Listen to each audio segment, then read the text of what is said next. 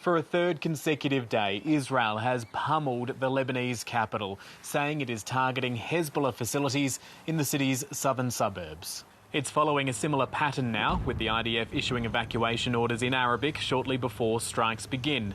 Some hit areas near Beirut's international airport, which is still operational. Israel also continuing its offensive in southern Lebanon as Hezbollah continues firing rockets at northern Israel, including at cities such as Haifa.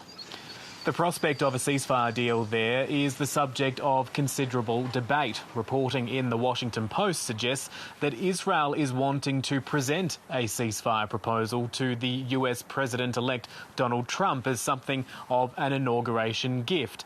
Whether Hezbollah would be prepared to sign on with that present remains to be seen, given Israel's considerable demands as part of any truce arrangement, including pushing Hezbollah beyond the country's southern reaches. In Gaza, strikes against claimed Hamas targets are continuing night and day.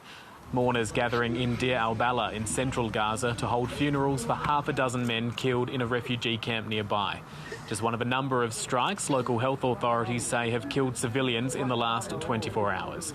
As a new report from Human Rights Watch accuses Israel of war crimes for the forced displacement of Palestinian civilians, particularly in the besieged north, warning many may never return to their homes.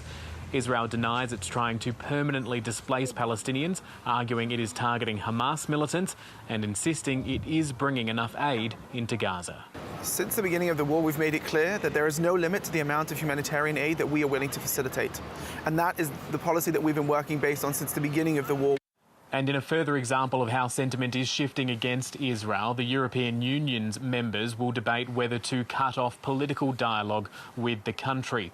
The 27 foreign ministers from its member states to consider whether or not Israel is breaching international humanitarian law and therefore breaching the EU's own rules about how it deals with Israel. There is considerable support for Israel within the European Union, members like Germany still backing the Netanyahu government, so it's unlikely this debate will lead to any major shift.